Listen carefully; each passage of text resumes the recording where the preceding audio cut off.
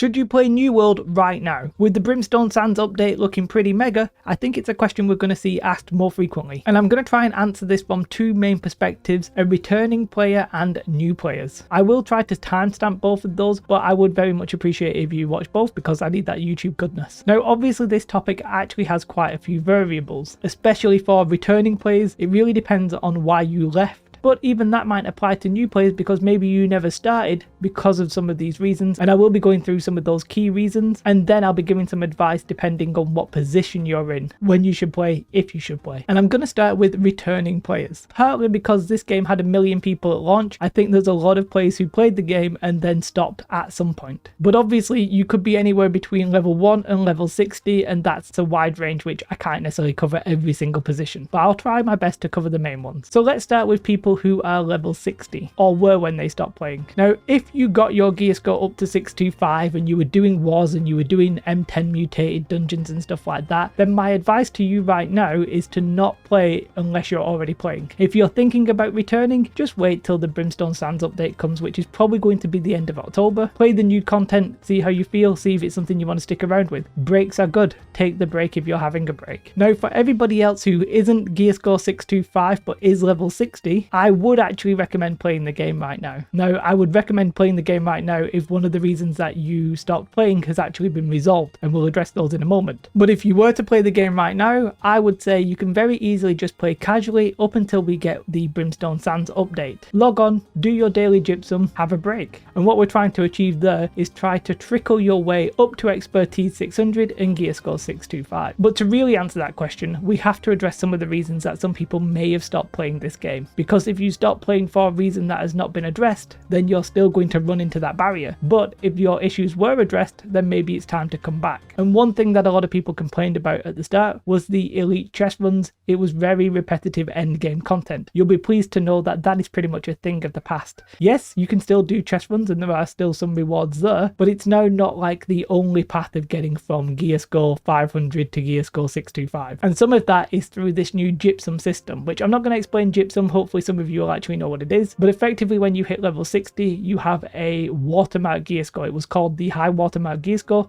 that is now called expertise, and you can get your expertise up via this gypsum system, and you get gypsum from doing all different kinds of content. So you get it from PvE expeditions, you get it from crafting, you can get it from PvP. So almost any content that you want to do, you can come in, do a couple of it a day and then stop, get your expertise up, and if your expertise is already 600 you can then get your umbral shards, which will then allow you to upgrade your gear. So there is an end game now, and the end game is sort of open to you depending on what you want to do, if you want to do PvP or PvE or whatever. For PvE specifically, we now have the mutations that came in January. That's basically harder expeditions, if you will. For PvP, we obviously have Outpost Rush and the PvP arena now. Combined with that though, we have the PvP reward track, so you can actually get good gear through both means of PvE or PvP, and you can increase your expertise and then your gear skill. So really the end game has basically been drastically changed from just elite chest runs into something that is more suitable. Now, we still don't actually have cross realm, but cross realm now is a lot less important because a lot of the servers have been merged, so there are no truly empty servers, and if there were, you could pay to transfer. So if you stopped because of that end game loop being boring, maybe it's time to come back. And if you stopped because the expertise grind was a little bit frustrating, it's been eased a little bit. I still personally would like to get rid of the expertise system as overall,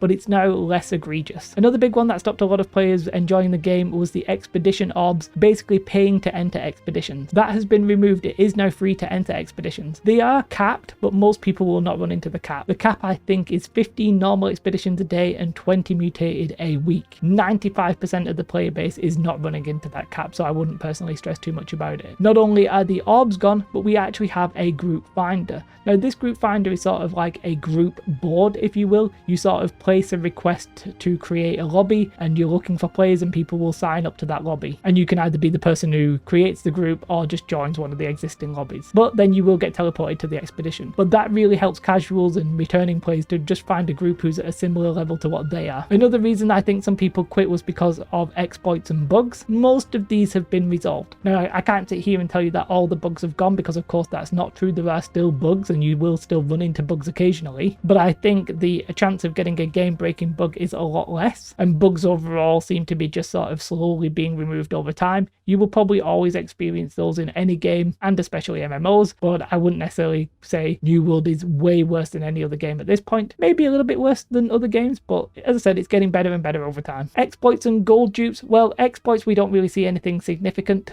There is still the occasional one where like there's a bug that caused an issue maybe, but generally they get fixed very quickly. And gold dupes, we've not seen anything for many months at this point, so hopefully they've finally got that nailed down. There's a couple of things that I can't really quantify. If you didn't like the combat of New World, then you're probably still not going to like the combat of New World. Stagger has not returned, for example. If you didn't like the balance of the game at some point, well, it might be worth returning because the balance is always going to be changing, but just keep in mind that your favorite playstyle may end up being nerfed or buffed or whatever. It's really up to the developers. One thing I would say is that desync was quite a common issue. That has seemingly been mostly removed for most players. Some people do complain about it, but in the main, it's actually mostly gone. So if you stopped at level 60 or near enough, and you stopped because of one of those reasons, then I think it might actually be time to return. Casually play up until Brimstone Sands, and then when Brimstone Sands comes out, hit it big and hit it hard. Because I think there'll be like that kind of launch day vibe. There's going to be new items, a new zone, new ultimate abilities, and new fun stuff. Overall, the Brimstone Sands update is looking pretty good. Now, if you are thinking about returning to New World and you weren't level 60, then unfortunately not much has necessarily changed for you. Once you get to level 60, your experience will be drastically different than if you were level 60 when the game first launched, but the leveling experience in the main hasn't changed. In the new update, levels 1 to 25 are being reworked, and I have to say that is looking pretty damn nice, but the standard leveling loop, not really that different. It should actually be quicker to level than at launch though, because the team have made it so that the XP required from 1 to 60 is less and you get more XP and stuff like that, but overall not much has changed. Now, I personally have a feeling that when we see the Brimstone Sands update, it's possible that they may introduce some XP potions. If you were going to do it anytime, now would maybe be the time for Amazon to do that, but that's just purely speculation on my part. So if you're thinking about coming back and you don't fit into those categories, obviously I apologize. Let me know in the comments though, and I'll maybe try and give you as much feedback as I possibly can. And then the next question is, should new players start now or wait until we get the Brimstone Sands update? And as I said, I keep calling it the Brimstone Sands update, but there's obviously many things with that, and one of those things is that reworked experience from level 1 to 25. But my answer to the question is yes and no. It really depends on your circumstance yet again. If you're really bored and you're looking for a game, then there's no harm playing New World right now. You could start leveling right now and you wouldn't necessarily miss out on too much. A leveling experience from 1 to 25 is probably maybe like a day or two if you're going to play hardcore. And if you're not really playing anything else and you have nothing to lose, then just give it a bash. However, in that Brimstone Sands update, which is probably going to come out towards the end of October, as I said, the leveling experience from 1 to 25 is being reworked and it is much better. Having played through a bit of it now, it is significantly better than what we got at launch. So if you're not in a rush to play any other game, then it might be worth just waiting. One thing that looks to be coming with that update from 1 to 25 is a better story experience, because the story in the normal game, or the original game if you want to call it that, was quite lacking in the way that it was told. But this new version seems like we're getting like voiceover storytelling as well as cinematic. One thing that a lot of people complained about when the game did launch and people were leveling, they said that once you got to like level 30 plus, the game became a little bit repetitive and it sort of seemed to like grind to a halt a little bit. Now, whilst not much has significantly changed there, I think revamping the 1 to 25 experience will weirdly make the 30 plus experience feel fresher, because you've not just been doing the same thing from 1 to 60. And one thing that's a little bit of a speculation on my part, there may be a time where they actually release fresh servers, and they might do that with the Brimstone Sands update. We've not seen anything confirmed there, so it is speculation on my part. But personally, if they don't do fresh at Brimstone Sands, then I probably wouldn't wait for fresh, because you might be waiting forever. We literally don't know if they're ever going to do fresh or not. So the answer to the question, should you start playing New World as a new player right now? It sort of depends. Yes, if you're not really playing anything else, you're looking for a general MMO, I think New World is a solid MMO. You should really probably enjoy your experience. The world is fantastic. The visuals, the sound, it's all very nice. And if you do get to that end game experience, well, the end game has been expanded and feels a lot better now than it used to. But if you've got other stuff that you're playing right now, I'd say maybe wait till the Brimstone Sands update and that new leveling experience, because it is much better. Now, there's a wider question though, which I'm not even touching on necessarily, which is to talk about whether or not the game is for you, especially as a new player. If you're somebody who really likes an in-depth story, maybe like Final Fantasy, New World doesn't really provide that. Yes, it's getting a little bit better, but that story level isn't quite there yet. I wouldn't recommend it if you are super into story. The game also doesn't yet have PvE